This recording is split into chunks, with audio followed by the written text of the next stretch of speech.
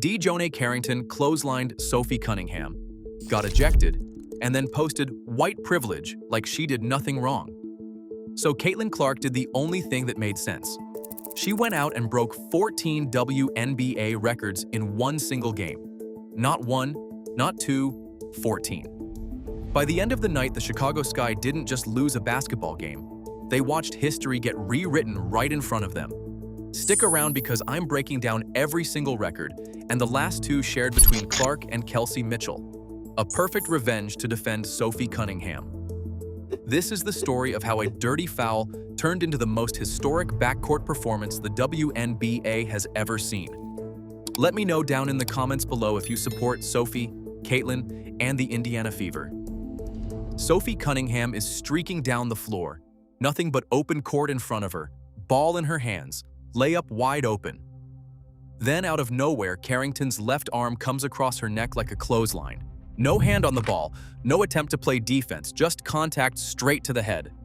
Cunningham hits the floor hard, but somehow she still finishes the layup before popping right back up ready to fight. Here's the setup. It's the first quarter, less than 2 minutes left on the clock. Fever up 13-11 at the United Center in front of 16,655 fans. Carrington had actually been solid off the bench, 8 points in only 4 minutes, playing with some real energy. But instead of contesting the shot, she chased Cunningham down from behind and threw her arm across Cunningham's neck in one clean motion. Cunningham was in the air, defenseless, with nowhere to go and no way to protect herself. The whole building goes quiet for a second because everybody knows that wasn't a normal foul.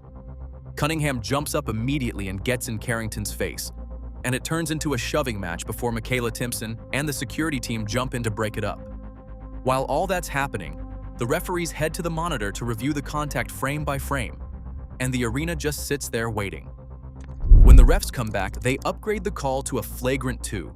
Referee Maj Forsberg explained it afterward in the pool report, saying the contact was unnecessary and excessive to a player in a vulnerable position. That's the language that matters here, because a normal hard foul doesn't have a windup, and it doesn't have a follow-through across somebody's neck. This one checked every box refs look for, so Carrington's night ends right there with an automatic ejection, and Cunningham heads to the line for 2 free throws with Indiana keeping the ball. Cunningham didn't hold back afterward either. She called it unnecessary, and flat out said it looked intentional, adding that she's never even spoken to Carrington before and has no idea where the extra aggression came from.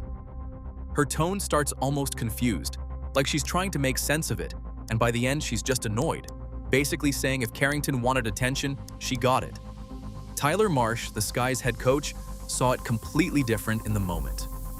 He said he thought Carrington was making a play on the ball and didn't think it deserved a flagrant 2, though he admitted he hadn't even seen the replay yet when he said that. Stephanie White landed somewhere in the middle.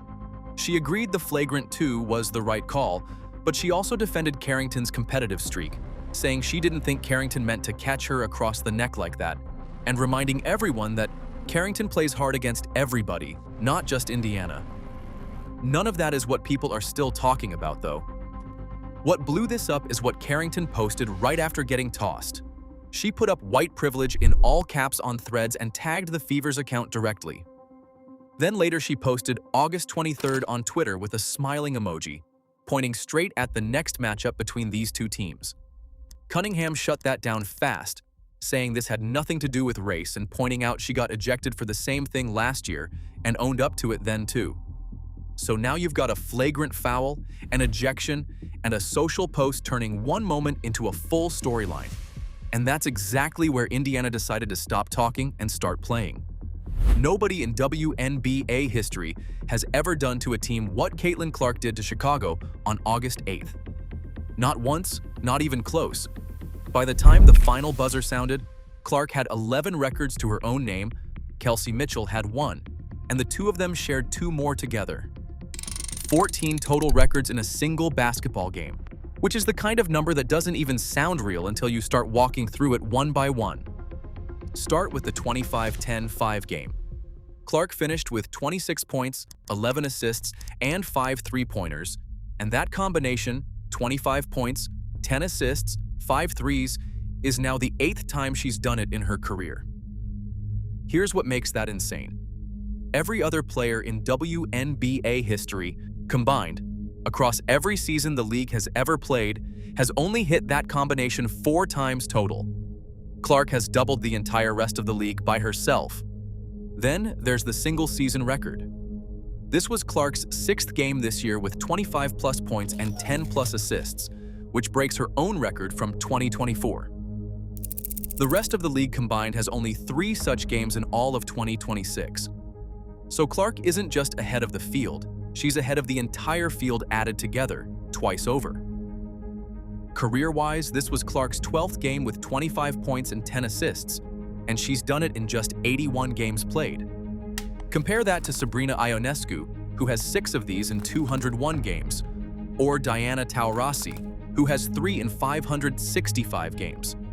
Clark got to double digits in this category, while Taurasi was still adding up her 3rd one across a decade plus of basketball. Widen it out to 20 points and 10 assists, and Clark now has 18 career games like that, the most in WNBA history, ahead of Courtney Vandersloot's 10 and Taurasi's 9. And since the All-Star break, Clark is scoring or assisting on nearly 45 points a game, which is almost half of Indiana's entire offense running through one player. No one in league history has ever carried that kind of share on their own back. Then you get to what the league is calling points created, scoring plus assisting. Against Chicago, Clark scored 26 and assisted on 25 more, for 51 points created in one night. She now has 15 career games with 50-plus points created, and she's the only player in WNBA history with more than 10. Taurasi has 10, Ionescu has 8, and Clark just kept climbing past both of them like it's nothing. The speed records hit different too. Clark became the fastest guard in league history to reach 600 points in a season, and the fastest player, guard or not, to hit 600 points and 200 assists in the same year. That's not about volume anymore. That's about how fast she's getting there compared to everybody who came before her. Her assist numbers back it up even further. Through 80 career games, Clark has 669 assists, which is the most in WNBA history at that point in a career. More than 70 assists ahead of second place Ticha Penicheiro's 597. And on defense, Clark became the fastest guard ever to reach 100 steals and 50 blocks, doing it in 81 games, ahead of Taurasi's 102. So much for the idea that she can't defend. Then, the 11th record closes the whole thing out. Clark tied Sue Bird for the most career double-doubles by a guard in WNBA history. One night, one player, 11 records with her name on them, and Chicago had a front-row seat to every single one. With 1 minute left in the third quarter, Caitlyn Clark drives baseline, gets bumped off balance by Natasha Cloud, and stumbles out of bounds while trying to get rid of the ball. On her way out, she makes contact with Genesis Perrimond, a rookie official working the game. Perrimond calls a technical foul on the spot, claiming Clark intentionally sought out the official and used a forearm to do it. Clark's hands go straight up in disbelief, and she can be heard asking, "For what?"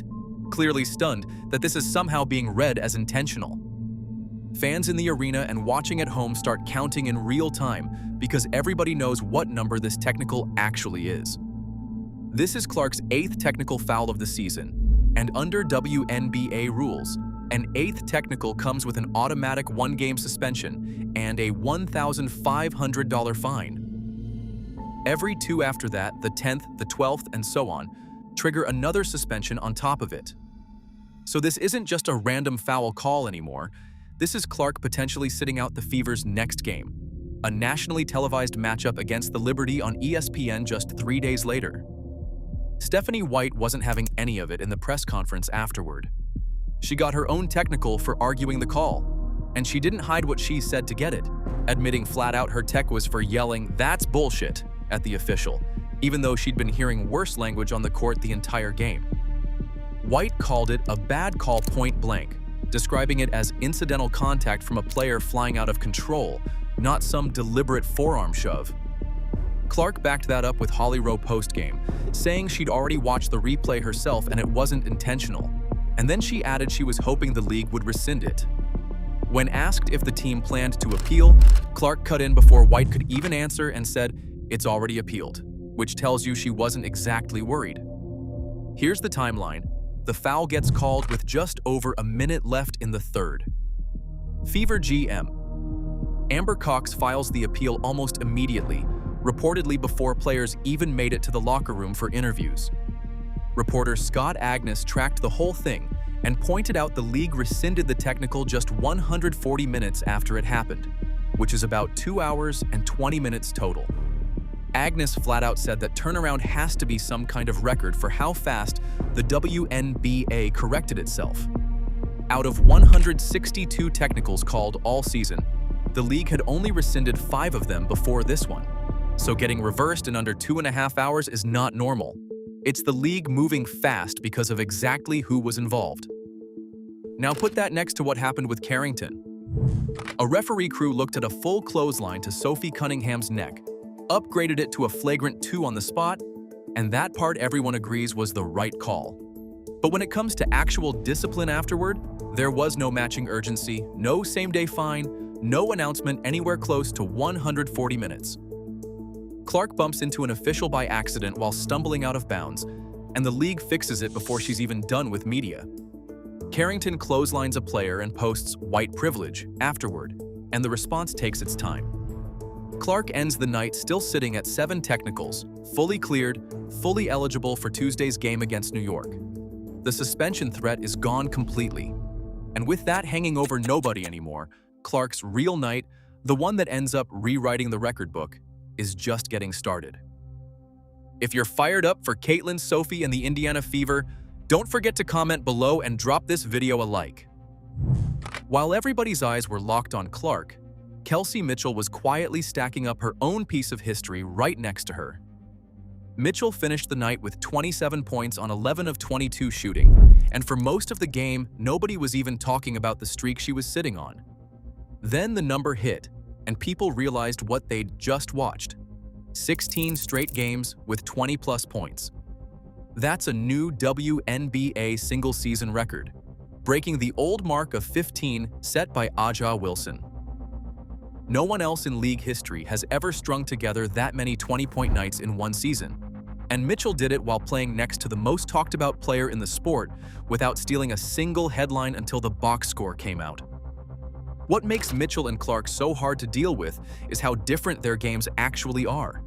Clark runs the offense, sees the floor a step ahead of everybody, and creates shots for other people as much as she creates them for herself. Mitchell attacks downhill, gets to the rim, pulls up in the mid-range, and knocks down catch-and-shoot threes the second she gets a sliver of space. Tyler Marsh, Chicago's own head coach, said it plainly after the game. Mitchell's downhill speed is second to none in this league. Her shot creation is second to none, and she brings constant pressure with no time for a defender to relax. When one guard is setting up the offense and the other is finishing it at 3 different levels, there's no clean way to guard both at once. That's exactly why the numbers between them got so absurd. Over the last 10 games, Mitchell is averaging 27.9 points a night and Clark is averaging 23.7. And when you add those together, you get 516 combined points, the most by any backcourt duo over a 10-game stretch in WNBA history. Nobody in any era of this league has ever had 2 guards produce at that rate together for that long. And it's not just a hot streak either, because the second record they share is the most 25-point games by a backcourt duo in league history, meaning this isn't one big night skewing the numbers. It's the 2 of them doing this over and over.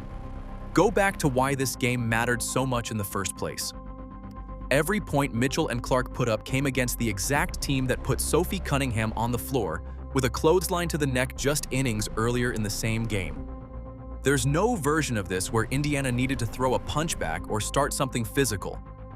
Instead, the response was Clark and Mitchell combining for 53 points and 11 assists, which is about as clean a message as you can send on a scoreboard. Chicago tried to adjust for it too.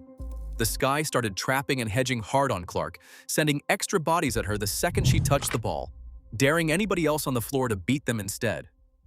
That opened the door for Mitchell, and she walked right through it, hitting back-to-back threes in the fourth quarter, both assisted by Clark.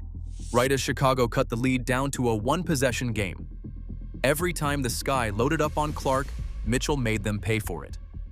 By the time the final buzzer sounded, the box score showed 14 total records broken in one game. 11 belonged to Clark, 1 belongs to Mitchell, and 2 belonged to both of them together, all set against the same team that hurt their teammate a few quarters earlier. Chicago thought the flagrant foul rattled Indiana. Instead, it woke something up that the Sky couldn't put back to sleep. The Fever carried a 73-62 lead into the fourth quarter, and it looked like the kind of cushion that turns games into formalities. Chicago didn't agree. The Sky ripped off an 8-0 run built on threes from Azura Stevens and J.C. Sheldon. And just like that, the lead was down to 3 at 73-70.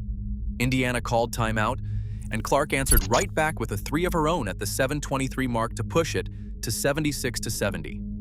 That sequence tells you everything about how this game actually played out. The Fever built a 17-point lead earlier in the night and still couldn't shake a Sky team playing without their second leading scorer, Sydney Taylor, who kept clawing back no matter what Indiana threw at them. That's when Mitchell took over. With Indiana up 77-72, she scored, then drilled back-to-back threes to stretch the lead to 13 points, and both of those shots came off passes from Clark. The building was loud, the scoreboard was tightening every few minutes, and Mitchell kept answering every single time Chicago got close. This is the same stretch that pushed her to 16 straight 20-point games, breaking A'ja Wilson's record of 15, and she did it while burying the exact shots that killed Chicago's momentum every time it showed up. Aaliyah Boston held the middle together through all of it, finishing with 13 points and 11 rebounds for her 8th double-double of the season, shooting an efficient 6 of 8 from the field. When Boston came out with about 2.5 minutes left, Chicago immediately scored 7 straight points, and Stephanie White had no choice but to call timeout and put her right back on the floor. Indiana ran the very next play straight to Boston in the post, and she scored what turned out to be her final basket of the night. Take her out of the game for even 90 seconds, and the whole thing tilts back towards Chicago. Clark's fourth quarter wasn't about piling up her own points anymore. It was about finding the right pass. She finished with 26 points and 11 assists, and in the final minutes she kept locating Mitchell and the other shooters instead of forcing shots into a packed defense. Clark admitted afterwards she had to recenter herself and remind herself the team needed her to just go win the game. And she owned the fact that Indiana let Chicago back into it instead of closing the door earlier, but a win's a win. J.C. Sheldon hit a 3 with 28.4 seconds left to cut it to 89-86, and the building got loud all over again. Clark stepped to the line with 17.9 seconds on the clock, missed the first free throw, then made the second to push it to a 2-possession game. Chicago got one more look, but Natasha Cloud missed, Camila Cardozo missed both free throws with 4 seconds left, and Rachel Banham's 3 at the buzzer didn't fall. Final score, 90-86. Sophie Cunningham finished with 3 points on 1 of 3 shooting, but the box score doesn't matter here. She got back on the floor and kept competing after getting clotheslined in the first quarter. Lexi Hull added 5 points and 6 rebounds, diving for loose balls and helping Indiana win the rebounding battle 34-30. Nobody threw a punchback. Nobody sent a message with a hard foul of their own. Indiana's answer to Carrington was a scoreboard that read 90-86 and a stat sheet that was about to tell an even bigger story. Carrington threw that arm across Cunningham's neck trying to send a message. She wanted Indiana rattled, maybe even scared. Instead, she handed Clark and Mitchell a reason to go make history in real time, live, on national television, against her own team. 11 records for Clark, 1 for Mitchell, 2 shared between them, all in one night, all against Chicago. The 90-86 win pushes Indiana to 20 wins and 12 losses on the season, right in the middle of the playoff push heading into the stretch run. Chicago wanted to send a message. Instead, they made history. Let me know down in the comments below if you support Sophie, Caitlyn, and the Indiana Fever. And don't forget to like, subscribe, and turn on all notifications as we're bringing you all the action and top stories. Click the video on the screen, and we'll see you in the next one.